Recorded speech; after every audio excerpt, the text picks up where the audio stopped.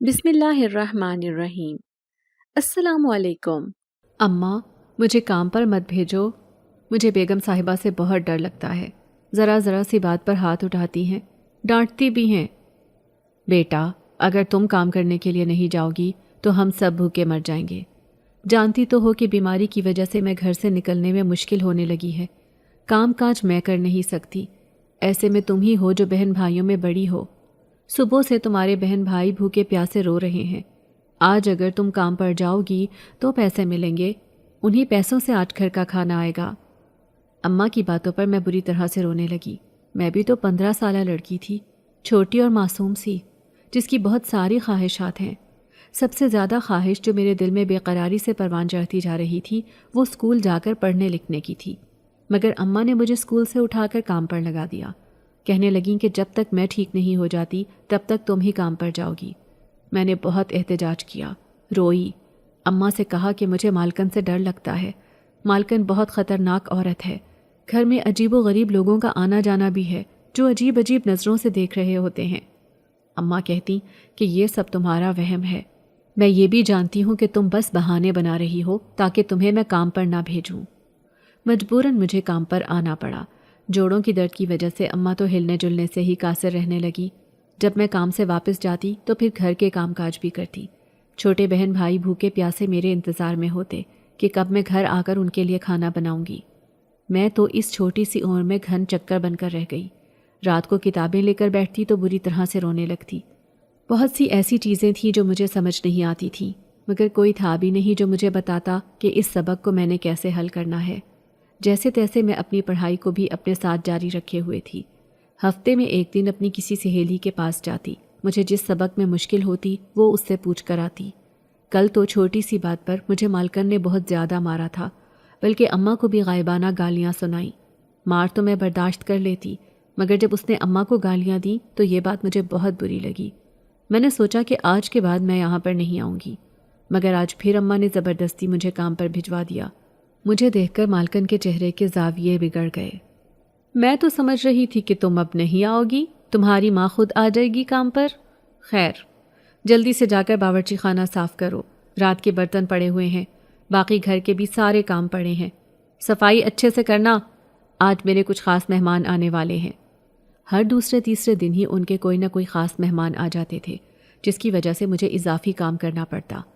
مالکن، آج مجھے کچھ پیسے بھی چاہیے، مجھے گھر میں راشن لے کر جانا ہے۔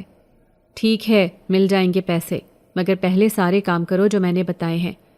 شام تک میں گھر کے کاموں میں بری طرح سے الجھی رہی۔ اتنی زیادہ تھکاوٹ ہو رہی تھی جس کی کوئی حد نہیں۔ جب میں نے گھر جانے کی بات کی تو مالکن غصے میں آ گئی۔ ارے ابھی بہت سے کام باقی ہیں اور تم واپس جانے کی بات کر رہی ہو۔ میری بات سنو، آج رات تم کہیں نہیں جا رہی۔ میرے خاص مہمان آئیں گے، ان کے لیے تم کھانا تو بنا چکی ہو، مگر اور بھی بہت سارے کام ہوتے ہیں، اور وہ سب کام میں تو کر نہیں سکتی، تم ہی کرو گی۔ تمہیں میں تنخواہ کس چیز کی دیتی ہوں؟ مگر مالکن، گھر میں مجھے پیسے لے کر جانے ہیں، گھر کا راشن لانا ہے۔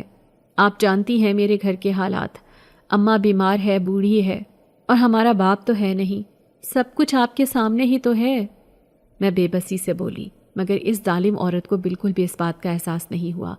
جب میں نے مسلسل گھر جانے کی ضد کی تو اس نے مجھے مارنا شروع کر دیا۔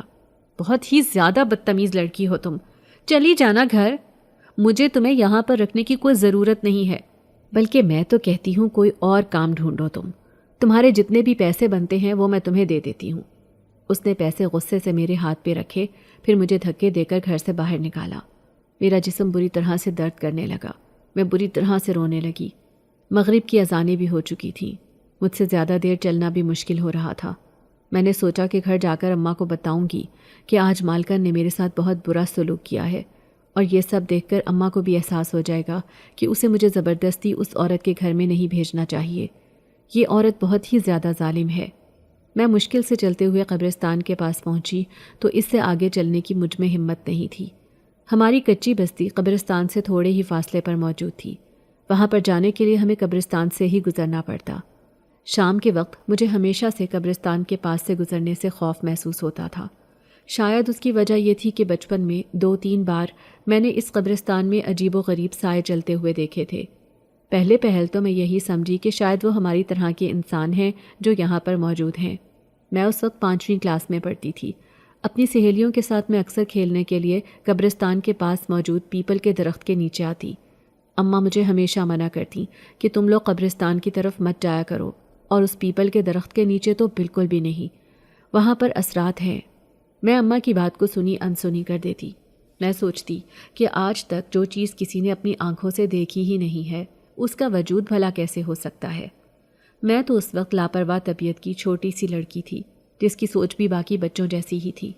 میں اماں کو بتانا چاہتی تھی کہ پیپل کے پاس مجھے بہت ساری مٹھائیاں ملتی ہیں، بہت ساری کھانے پینے کی چیزیں جو مجھے اچھی لگتی، مجھے اس درخت کے پاس چوپر میں پڑی ہوئی ملتی۔ یہ بات میں نے گھر میں کسی کو بھی نہیں بتائی تھی، نہ اماں کو اور نہ ہی ابا کو، کیونکہ مجھے ڈر تھا کہ اماں مجھے وہاں جانے سے منع کر دیں گی، اور چھوٹے بہن بھائیوں کو یہ بات پتہ چلی تو وہ مجھ سے وہ ساری چیزیں لے لیں گے، پھر میرے حصے میں تو کچھ بھی نہیں آئے گا۔ یہی سب سوچ کر میں نے یہ بات کسی کو بھی نہیں بتائی۔ میں سب سے پہلے وہاں پر جاتی۔ جب تک میں ساری چیزیں ختم کر دیتی تب تک میری سہیلیاں پہنچتیں اور میں مزے سے پھر ان کے ساتھ کھیلنے لگتی۔ ہمیشہ میں یہ سوچتی کہ یہ سب چیزیں یہاں پر کون رکھ کر جاتا ہے، کون ہے جسے یہ پتہ ہے کہ میں یہ سب بہت شوق سے کھاتی ہوں۔ وہ مٹھائی اتنی لذیذ ہوتی کہ اسے کھا کر میرے منہ میں کتنی ہی دیر تک مٹھاس گھل سی جاتی۔ اس کا ذائقہ اتنا منفرد تھا کہ میں نے اپنی زندگی میں اس سے پہلے ایسا ذائقہ چکھا تک نہیں تھا۔ اس سے زیادہ اچھا مجھے کسی اور چیز کا ذائقہ لگتا ہی نہیں تھا۔ کئی بار ایسا ہوا ابا گھر میں مٹھائی لاتے مگر وہ ذرا سی کھا کر ہی میرا دل اوب جاتا۔ اماں حیران ہوتی کہ ارے تمہیں تو مٹھائی بہت پسند تھی، اب کیا ہوا، تم کھا کیوں نہیں رہی؟ اب میں انہیں کیا بتاتی کہ جس قسم کی مٹھائی مجھے پسند ہے یہ ویسی ہرگز بھی نہیں ہے۔ رات کو میری چارپائی کے پاس کبھی کسی پلیٹ میں تو کبھی خوبصورت سے ڈبے میں وہ مٹھائی موجود ہوتی جو میں پیپل کے درخت کے پاس سے اٹھا کر کھاتی تھی۔ تب میں حیران ہو جاتی کہ یہ یہاں پر کیسے آئی، کون رکھ کر گیا۔ میں جلدی جلدی اسے ختم کرتی اور ڈبہ باہر پھینک دیتی کہ کہیں اماں نہ دیکھ لیں۔ مجھے کبھی بھی اس بات کا احساس نہیں ہوا تھا کہ یہ سب کسی دوسری مخلوق کا کام ہو سکتا ہے، کوئی ایسی مخلوق جو غیر انسانی ہے، جو ہمارے آس پاس تو ہے مگر نظر نہیں آتی۔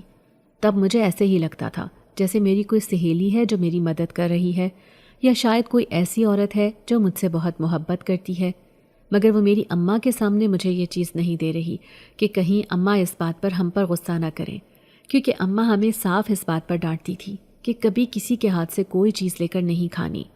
اگر اماں کو پتہ چلے کہ ہم نے کسی سے کوئی چیز مانگی ہے یا کسی بچے سے لے کر کھائی ہے تو اماں بہت زیادہ مارتی بھی تھی اور اس بات پر ابا سے بھی شکایت کرتی تھی۔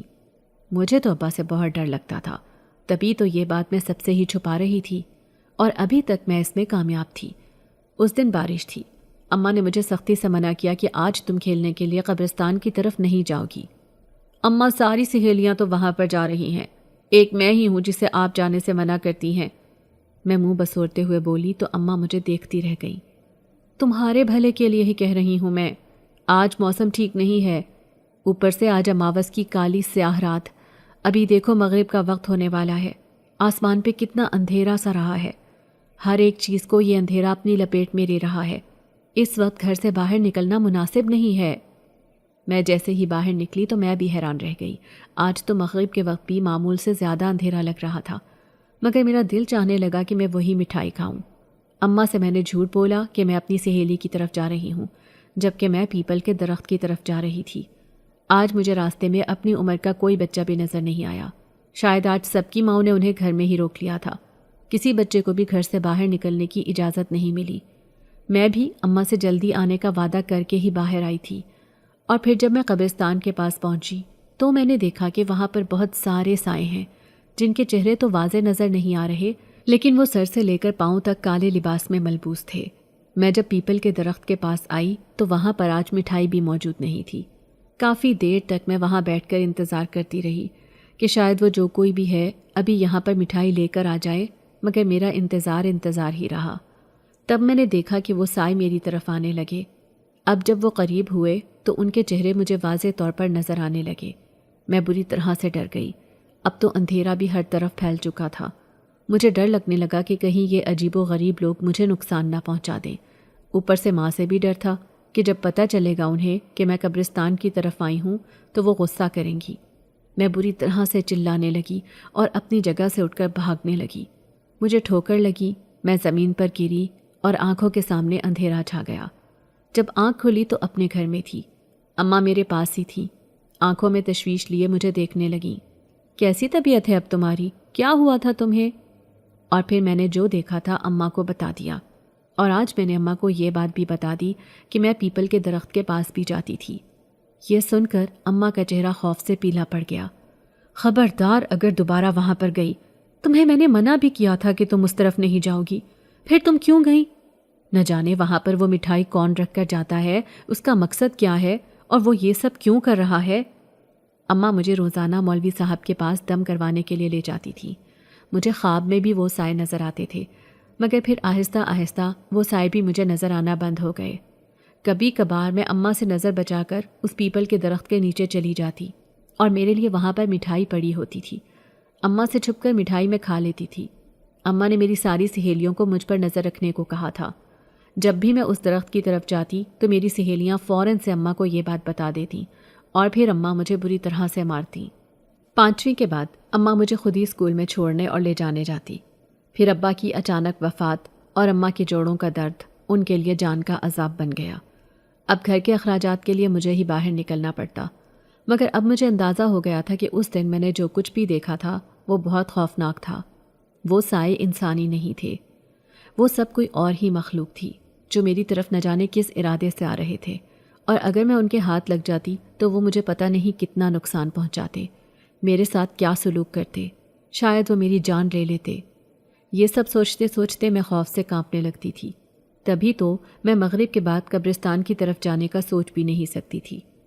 آج بھی بیگم صاحبہ کی وجہ سے مجھے دیر ہو گئی، اور پھر جیسے ہی میں پیپل کے درخت کے پاس پہنچی تو اچانک سے تیز بارش شروع ہو گئی۔ اب میں پریشان ہو گئی کہ کیا کروں۔ اگر کھلے آسمان کے نیچے کھڑی رہتی تو بارش میں بری طرح بھیگ جاتی۔ موسم سرد ہو رہا تھا، اور اگر میں اس سال موسم میں بھیگ جاتی تو بری طرح سے بیمار پڑ جاتی۔ اگر میں بھی بیمار ہو جاتی تو گھر کا کیا ہوتا؟ ابھی تو راشن لینے کے لیے بھی چھوٹے بھائی کو لے کر مجھے بازار کی طرف جانا تھا، اوپر سے یہ بارش، پتہ نہیں گھر والوں کا کیا حال ہو رہا ہوگا۔ میں جیسے ہی پیپل کے درخت کے نیچے آئی تو میری نظر سامنے شاپر پر پڑی، جس میں ایک خوبصورت سی پیکنگ میں مٹھائی پڑی ہوئی تھی۔ میں تو حق تک رہ گئی۔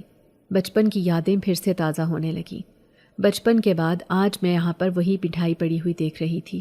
بجائے خوشی کے مجھے عجیب سا احساس ہونے لگا۔ یہ سوچ کر خوف محسوس ہونے لگا کہ میرے آس پاس ابھی بھی کوئی غیر انسانی مخلوق موجود ہے۔ یہ کام کسی انسان کا نہیں ہو سکتا۔ ہماری بستی میں غریب غربا لوگ ہی رہتے تھے جو ایسی مہنگی مٹھائی لینے کے بارے میں سوچ بھی نہیں سکتے تھے۔ یہاں تو ایک وقت کا کھانا بھی مشکل سے پورا ہوتا، اور میرے لیے یہ سب یہاں پر کس نے رکھنا تھا؟ کون تھا وہ جسے یہ بات معلوم ہو جاتی تھی کہ میں یہاں پر ابھی آنے والی ہوں؟ یہ سب تو بہت ہی زیادہ خطرناک ہے۔ میں نے اس مٹھائی کی طرف پیٹ کر کے کھڑی ہو گئی، مگر میری آنکھیں ابھی بھی خوف سے پھیلی ہوئی تھیں، چہرے کا رنگ بھی زرد پڑا ہوا تھا۔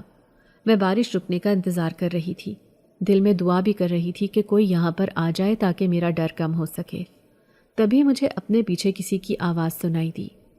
یہ بارش لگتا ہے ساری آج ہی برس جائے گی، ابھی تک رکنے کا نام نہیں لے رہی، کتنی دیر سے انتظار کر رہا ہوں۔ اس مردانہ آواز پر میں نے گھبرا کر پیچھے مڑ کر دیکھا۔ وہاں پر ایک لڑکا کھڑا تھا جس کے چہرے پر ہلکی ہلکی داڑھی تھی، چہرے پر نور تھا، آنکھوں میں حیا تھی، اور وہ بھی میری طرح بارش سے پریشان دکھائی دے رہا تھا۔ میں اس سے پہلے ہی فاصلے پر کھڑی تھی، ایک دم سے نامحسوس انداز میں چند قدم مزید پیچھے ہٹ کر کھڑی ہو گئی۔ ارے آپ تو گھبرا گئی ہیں، اتنا ڈر کیوں رہی ہیں آپ؟ میں نے تو آپ سے کچھ بھی نہیں کہا، اتنا پریشان ہونے کی کیا ضرورت ہے؟ اور تبھی اس نے مٹھائی کی طرف اشارہ کیا۔ ارے یہ آپ نے یہاں پہ رکھی ہے، اگر آپ کی اجازت ہو تو میں یہ لے لوں؟ میں قدرے گھبرا گئی تھی۔ زندگی میں پہلا تجربہ تھا کہ کسی اجنبی نے مجھے یوں براہ راست مخاطب کیا، اور وہ بھی یوں تنہائی میں۔ میرا پریشان ہونا تو بنتا تھا۔ میں اس کی طرف کمر کر کے مزید فاصلے پر کھڑی ہو گئی۔ جتنی دیر بارش برستی رہی تب تک میں گھبرائے ہوئے انداز میں وہیں پر کھڑی رہی۔ ڈر بھی تھا کہ اگر بستی کا کوئی آدمی یہاں پر آ گیا تو نہ جانے مجھے اس آدمی کے ساتھ ایک جگہ کھڑے دیکھ کر کیسی کیسی باتیں نہ بنائے۔ خدا خدا کر کے بارش رکی تو میں فوراً وہاں سے بھاگتی ہوئی اپنے گھر آئی۔ اماں آج بہت ہی زیادہ پریشان تھی، میرا ہی انتظار کر رہی تھی۔ تمہیں کتنی بار کہا ہے وقت پر گھر آ جایا کرو، شام کے بعد قبرستان سے گزرنا مناسب نہیں ہے، تمہیں میری کوئی بات سمجھ میں کیوں نہیں آتی؟ میں بری طرح سے رونے لگی۔ اماں گھبرا کر اٹھ کر بیٹھ گئیں۔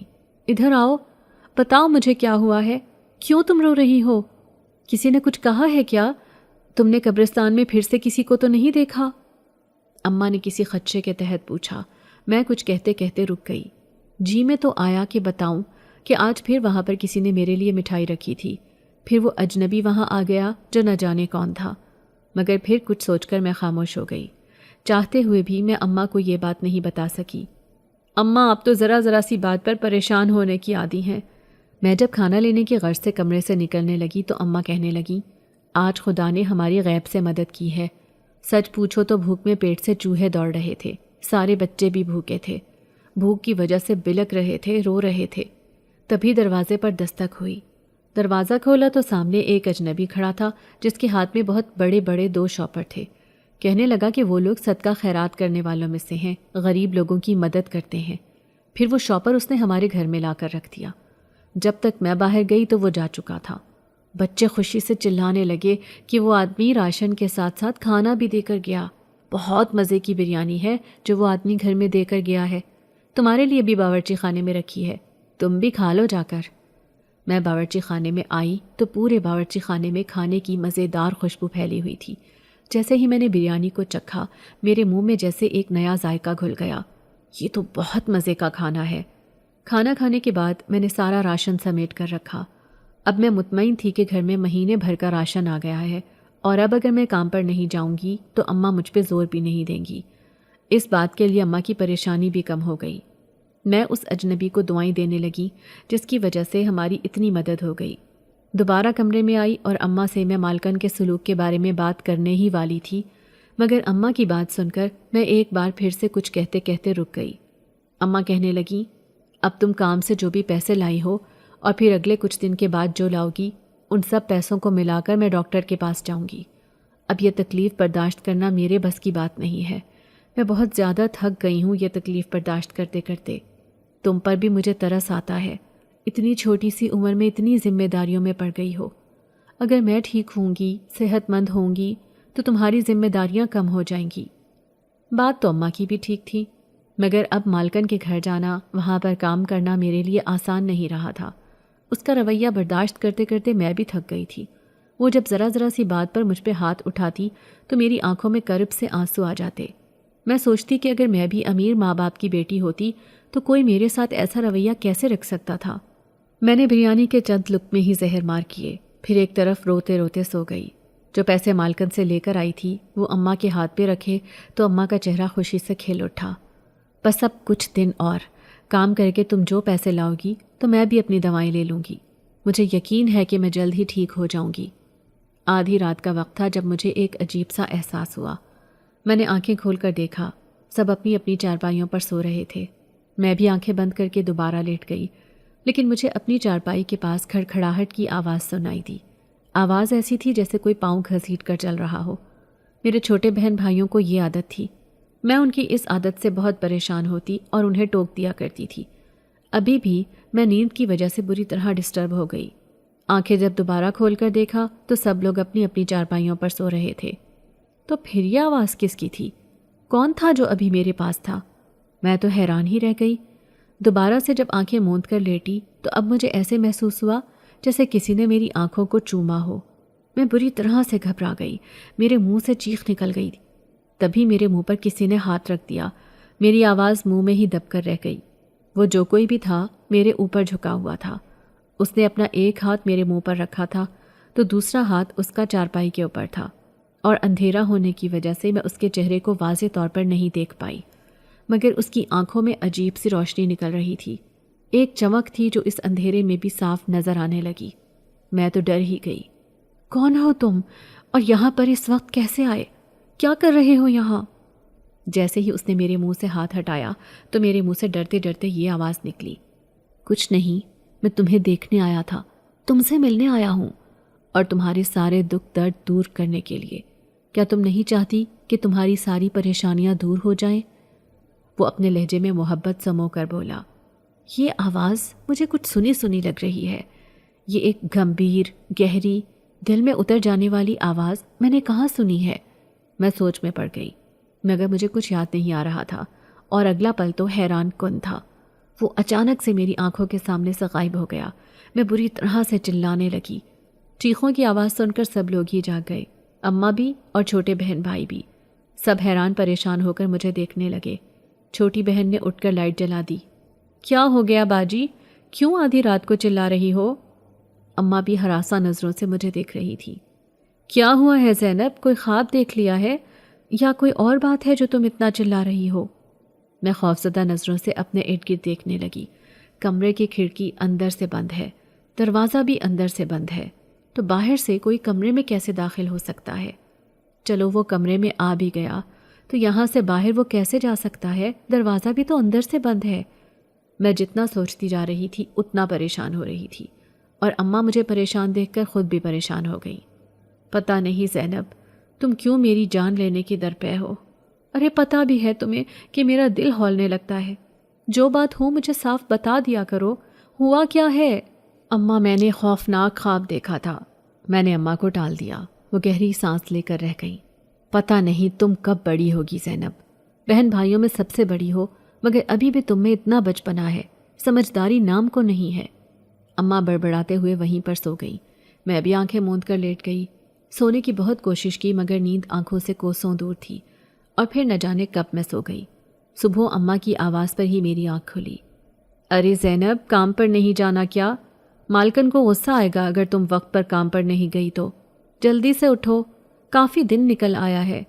چھوٹے بہن بھائیوں کو اسکول سے تو چھٹی ہے، مگر تمہیں تو کام پر جانا ہے نا، اور میں نے بھی تو دوا لینی ہے۔ جلدی اٹھو، ناشتہ بناؤ۔ میں اپنی جگہ سے اٹھ کر کھڑی ہو گئی۔ کب سے ایسی ہی صبح میرا مقدر بن گئی تھی۔ وہ دن تو خواب ہو کر رہ گئے جب ابا کی زندگی میں اسکول میں جاتی تھی، مگر اب یہ سب تو میرے لیے حسرت ہی بن کر رہ گیا ہے۔ جلدی جلدی میں نے ناشتہ بنایا، اور پھر جب میں کام پر جانے لگی تو ایک بار دل چاہا کہ انکار کر دوں، اماں سے کہوں کہ مالکن کا رویہ مناسب نہیں ہے، میں نہیں جاؤں گی۔ مگر اماں جتنی امید سے مجھے دیکھ رہی تھی، میں ان کی امید کیسے توڑ دیتی؟ میں پھر سر جھکا کر کام پر آ گئی۔ تم آج پھر آ گئی؟ مالکن نے چہرے پر نخوت زدہ مسکراہٹ سجا کر کہا۔ میں سر جھکائے کھڑی رہی۔ معاف کر دے مالکن، غلطی ہو گئی۔ آج سے آپ جو کہیں گی وہی کروں گی، ویسے ہی کروں گی۔ بس آپ ایک بار مجھے معاف کر دیں اور دوبارہ سے مجھے کام پہ رکھ لیں۔ اماں بیمار ہیں، اگر آپ نے مجھے کام سے نکال دیا تو ہم لوگ بھوکے مر جائیں گے۔ میں جانتی تھی کہ مالکن کے سامنے اگر بار بار اپنی لاچاری کا اظہار کرتی رہوں گی تو وہ مجھے نوکری پر رکھ لے گی۔ ایسا نہیں تھا کہ وہ خدا ترس عورت تھی، ایسا تھا کہ اسے لوگوں کے دکھ درد اور لاچاری کے بارے میں سن کر خوشی محسوس ہوتی تھی۔ ابھی بھی ایسا ہی ہوا تھا۔ وہ مجھ پر احسان دھرتے ہوئے کہنے لگی، ہاں ٹھیک ہے، رکھ لیتی ہوں میں تمہیں کام پر۔ تمہاری ماں کی وجہ سے ہی تو میں تمہیں برداشت کر رہی ہوں، ورنہ تم تو ذرا بھی کام کی لڑکی نہیں ہو، کوئی کام ڈھنگ سے نہیں کرتی ہو، ہر بات میں انکار بھی کرتی ہو۔ مالکن کی بات پر میں نے سر اٹھا کر دیکھا، مگر میں خود کو کچھ کہنے سے بمشکل باز رکھ سکی۔ جب میں کچن میں ناشتہ بنا رہی تھی تو تب وہ عجیب و غریب آدمی وہاں پر آیا۔ ارے کون ہو تم؟ اور تم یہاں پہ کیا کر رہے ہو؟ میں نے جب اسے اپنے انتہائی قریب دیکھا تو میں بری طرح سے گھبرا گئی۔ اس کوٹھی میں پہلی بار میں اس آدمی کو دیکھ رہی تھی۔ میرا گھبرانا تو بنتا تھا، اور وہ آنکھوں میں عجیب سی چمک لیے مجھے دیکھنے لگا، پھر باورچی خانے سے باہر نکل گیا۔ کتنی دیر لگی تھی میرے حواس نارمل ہونے میں۔ پھر جب مالکن میرے پاس آئی تو اب کی بار اس کا انداز ہی بدلا ہوا تھا۔ لہجے میں مٹھاس تھی، چہرے پر شفقت تھی۔ ارے زینب، جب سے تم آئی ہو کام کر رہی ہو، تھک گئی ہوگی، ادھر آؤ میرے پاس بیٹھو۔ مالکن کی محبت پر میں بے ہوش ہوتے ہوتے بچی۔ کیسی باتیں کر رہی ہیں آپ؟ میں تو روزانہ ہی اس طرح سے کام کرتی ہوں۔ مالکن کے ساتھ وہی آدمی بیٹھا ہوا تھا۔ میں وہاں سے بھاگنے لگی جب مالکن نے مجھے پھر سے روک لیا۔ اچھا جلدی سے ناشتہ بنا کر باہر آؤ، تمہیں میں نے کچھ دکھانا ہے۔ میں حیران پریشان تھی۔ بار بار مالکن کے رویے کی وجہ سے سوچنے لگی کہ وہ اتنے بدلے ہوئے انداز میں کیوں بات کر رہی تھی۔ شاید اس آدمی کے سامنے اچھی بن رہی ہو۔ یہ آدمی کون ہے؟ اس کا کیا رشتہ ہے مالکن سے؟ میں ناشتہ بنا کر جب صفائی میں مصروف ہونے لگی تو مالکن میرا ہاتھ پکڑ کر اپنے کمرے میں لے گئی، اور اب تو مارے حیرت کے میں مرنے کے قریب ہو گئی۔ مالکن، کیا ہوا ہے؟ آپ کی طبیعت ٹھیک ہے؟ میں نے ڈرتے ڈرتے اپنی زبان پر وہ سوال لایا جو کب سے میرے ذہن میں کلبلا رہا تھا۔ ہاں میں بالکل ٹھیک ہوں۔ اس نے اپنی الماری کھولی اور ایک خوبصورت سوٹ نکال کر مجھے کہنے لگی، نہا دھو کر یہ سوٹ پہن لو۔ میں جانتی تھی کہ اگر میں نے انکار کیا تو ابھی وہ مجھے بری طرح سے ڈانٹ دیں گی، تبھی وہ جیسا کہتی تھیں میں ویسا کرتی گئی، مگر دل ہی دل میں حیران بھی تھی کہ آخر اس کایا پلٹی کی وجہ کیا ہے؟ مالکن مجھ پر اتنی مہربان کیوں ہو رہی ہیں؟ پھر جب میں نہا کر باہر آئی تو مالکن نے میرا ہلکا پھلکا میک اپ کیا، پھر مجھے کہنے لگیں کہ بال کھلے چھوڑ دو۔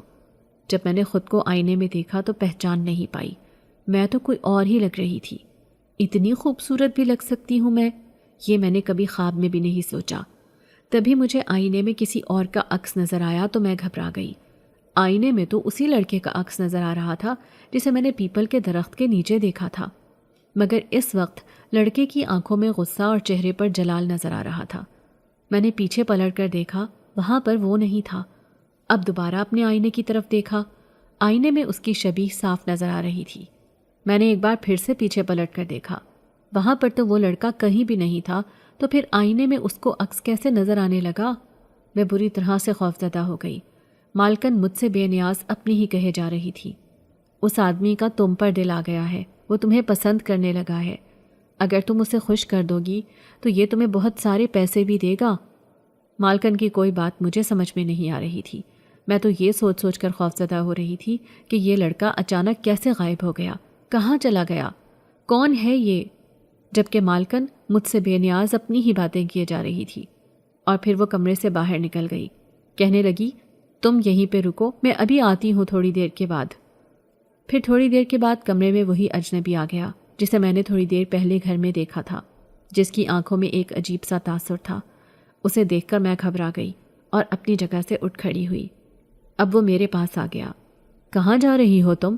تمہاری میں نے قیمت دی ہے تمہاری مالکن کو، وہ قیمت وصول کیے بغیر میں تمہیں یہاں سے کہیں نہیں جانے دوں گا۔ اس کی بات پر میں بری طرح گھبرا گئی۔ کیسی قیمت؟ اور کیا کرنا چاہتے ہو تم میرے ساتھ؟ مجھے اندازہ تو تھا کہ یہ آدمی کیا کہہ رہا ہے، کیا کرنا چاہتا ہے، مگر میں اس کے منہ سے سننا چاہتی تھی۔ مجھے اندازہ نہیں تھا کہ مالکن اتنی گھٹیا عورت ہو سکتی ہے، وہ ایسا بھی کر سکتی ہے۔ اس سے پہلے کہ وہ میرے ساتھ اس طرح غلط کرتا، اچانک سے ایسا محسوس ہونے لگا جیسے کوئی اس آدمی کی پٹائی کرنے لگا ہو۔ کبھی وہ اپنے ایک گال پر ہاتھ رکھتا، کبھی دوسرے گال پر، پھر خوفزدہ نظروں سے کمرے کے چاروں طرف دیکھنے لگا۔ اس کی آنکھوں میں اب ہوس کے بجائے خوف نظر آنے لگا۔ پھر وہ بری طرح گھبرانے لگا۔ تبھی میرے کانوں سے ایک مردانہ گھمبیر آواز ٹکرائی، تم نکلو یہاں سے، فوراً یہاں سے باہر جاؤ، بھاگو، اور اب مالکن کی طرف جانے کی ضرورت نہیں ہے، سیدھا اپنے گھر جاؤ۔ میں بری طرح گھبرا گئی۔ یہ آدمی کون ہے؟ اس کی آواز تو صاف سنائی دے رہی ہے مگر وہ دکھائی نہیں دے رہا، اور یہ آدمی، اسے کیا ہوا ہے؟ یہ اتنا خوفزدہ کیوں ہے؟ اس آدمی کے چہرے پر کسی کی انگلیوں کے نشان صاف نظر آنے لگے، مگر اسے مارنے والا نظر نہیں آ رہا تھا۔ میرا تو خوف کے مارے برا حال ہو گیا۔ اس سے پہلے کہ میں بے ہوش ہو کر وہیں پر گر پڑتی، مجھے کسی نے بازو سے پکڑ لیا، مجھے پکڑ کر کمرے سے باہر نکال دیا۔ میں کھنچتی ہوئی اس نادیدہ مخلوق کے ساتھ کمرے سے باہر نکلتی چلی گئی۔ خوف نے مجھے پوری طرح سے جکڑ لیا تھا۔ کون تھا یہ جو نظر نہیں آ رہا تھا مگر محسوس ہو رہا تھا، اور یہ میری مدد کیوں کر رہا تھا؟ جب میں لان میں آئی تو سامنے مالکن بیٹھی ہوئی تھی۔ مجھے دیکھ کر وہ حیران رہ گئی۔ ارے تم یہاں پہ کیا کر رہی ہو؟ تمہیں سفیر نے باہر کیسے نکلنے دیا؟ اور اب کہاں جا رہی ہو تم؟ مالکن، میری طبیعت خراب ہو رہی ہے، میں اپنے گھر جا رہی ہوں، میں نے مالکن سے کہا۔ وہ مجھے روکنے لگی۔ دیکھو گھر کا سارا کام پڑا ہوا ہے اور تم کہاں جا رہی ہو؟ میرا دل تو چاہ رہا تھا مالکن سے کہوں کہ جو آپ مجھ سے کروانے جا رہی ہیں وہ بھی کسی طرح سے مناسب نہیں ہے، وہ میں نہیں کر سکتی، میں تو یہاں پر کام کرنے کی نیت سے آئی ہوں، مگر آپ میرے ساتھ کیا کرنا چاہ رہی ہیں؟ آپ نے تو میری عزت کا ہی سودا کر دیا۔ مگر میں کچھ کہتے کہتے رک گئی، یہ سوچ کر کہ کہیں وہ مجھ پر غصہ نہ کرنا شروع کر دیں۔ اس وقت میں یہاں سے بہت دور چلی جانا چاہتی تھی۔ میں پھر بھاگتی ہوئی اس کے گھر سے باہر نکلی۔ وہ مجھے آوازیں دیتی رہ گئی، آج اگر تم یہاں سے اس طرح چلی گئی تو میں تمہیں دوبارہ گھر میں نہیں آنے دوں گی، تمہیں کام سے نکال دوں گی، کسی اور کو نوکری پہ رکھ لوں گی۔ اب وہ مجھے دھمکیاں دیے جا رہی تھی اور میں اپنی عزت اور جان بچانے کے لیے وہاں سے بھاگتی ہوئی اپنے گھر آئی۔ اماں مجھے نئے کپڑوں اور میک اپ میں دیکھ کر حیران رہ گئیں۔ ارے زینب، تم اتنا تیار کیوں ہوئی ہو؟ کس کے ہیں یہ کپڑے اور یہ تم نے کیوں پہنے؟ اماں کے چہرے پر ناگواری تھی۔ میں اماں کے گلے سے لگ گئی اور پھوٹ پھوٹ کر رونے لگی۔ اماں تو پریشان ہی ہو گئیں۔ زینب، مجھے سچ سچ بتاؤ، ہوا کیا ہے؟ میرا دل ہول رہا ہے، بتاؤ مجھے کیا ہوا ہے؟ چھوٹی بہن پانی لے کر آ گئی۔ پانی پی کر میرے حواس قدرے بحال ہوئے۔ اس سے پہلے کہ میں ماں کو کچھ بتاتی، اچانک سے میرے کان میں، میرے منہ پر کسی نے ہاتھ رکھ دیا اور میرے کان میں وہی سرگوشی کی آواز سنائی دی۔ اس نادیدہ مخلوق کے بارے میں کسی کو بتانے کی ضرورت نہیں ہے، بس مالکن اور اس آدمی کی مکاری کے بارے میں اپنی ماں کو بتا دو۔ ایک بار پھر سے جب یہ گھمبیر آواز میرے کانوں سے ٹکرائی تو میں ایک بار پھر سے خوفزدہ ہو گئی۔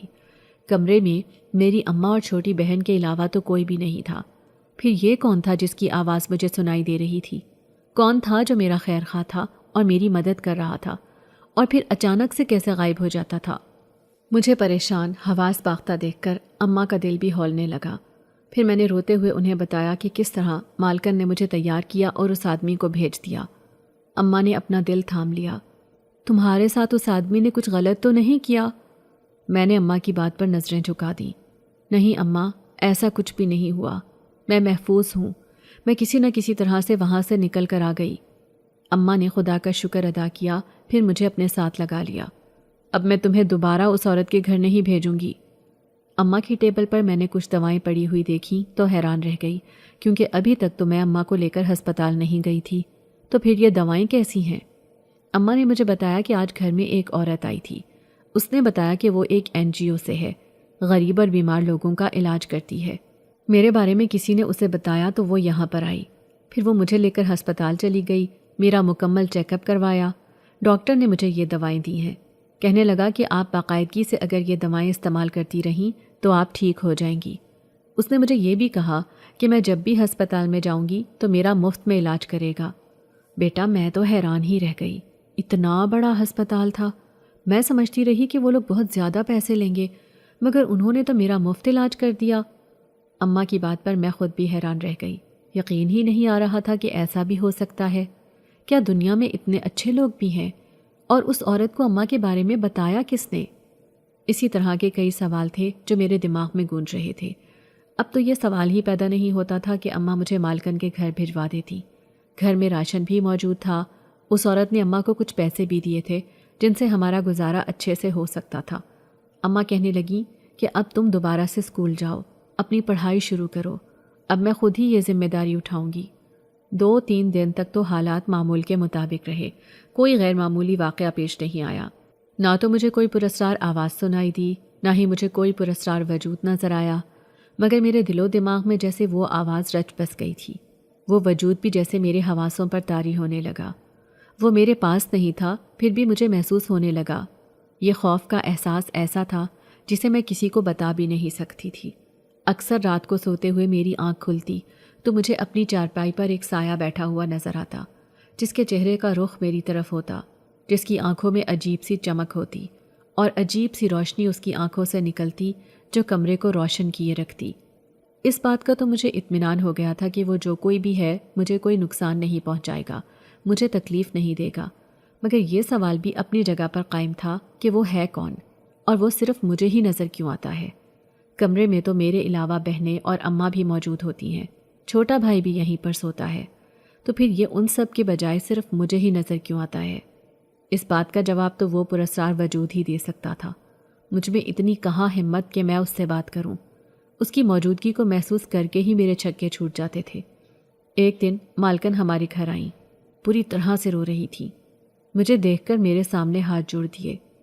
مجھے معاف کر دو، میں نے تمہارے ساتھ بہت زیادتی کی تھی، میں جانتی ہوں کہ مجھ سے بہت بڑی غلطی ہو گئی ہے، مگر میں تمہیں کیا بتاؤں، جب سے تم میرے گھر سے آئی ہو میں ایک دن بھی سکون سے نہیں سو سکی، بہت پریشان ہوں، میں کیا کروں؟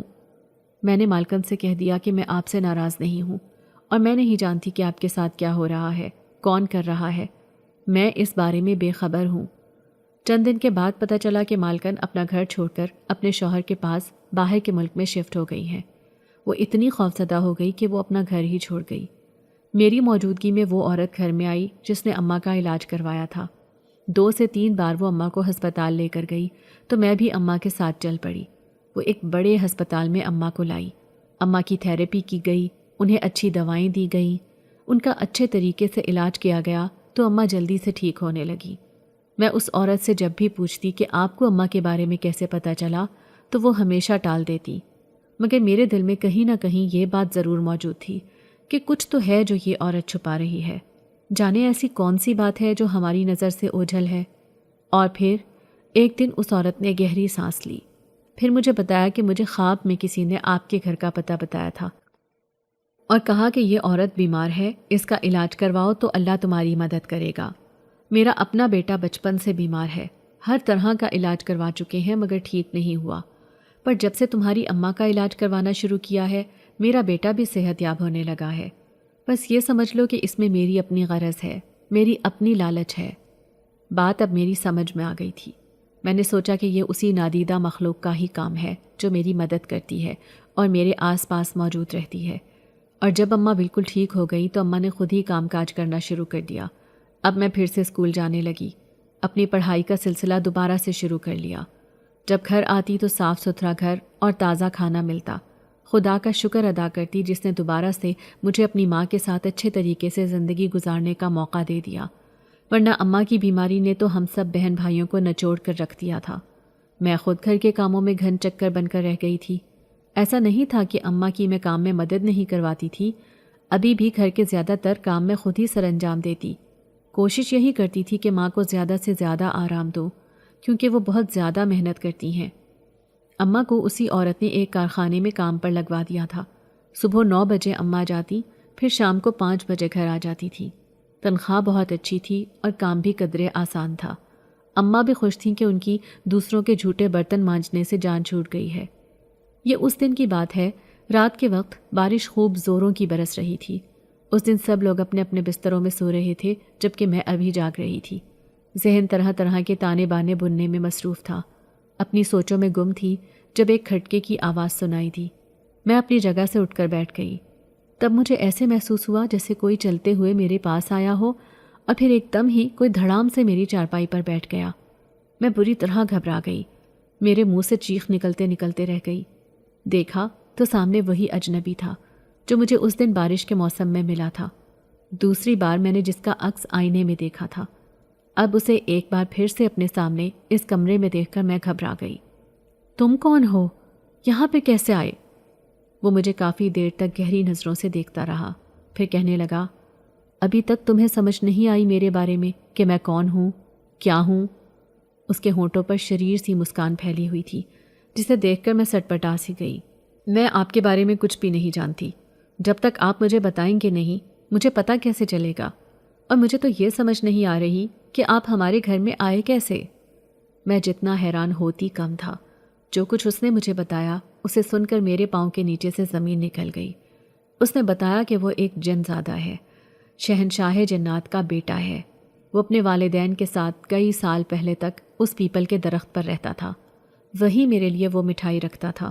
اس کا بہت دل چاہتا کہ وہ میرے ساتھ اور میری سہیلیوں کے ساتھ کھیلے، مگر اس کے ماں باپ نے اسے منع کر دیا کہ انسانوں کے ساتھ نہیں کھیلتے، نہ ہی ان پر اپنی موجودگی ظاہر کرتے ہیں۔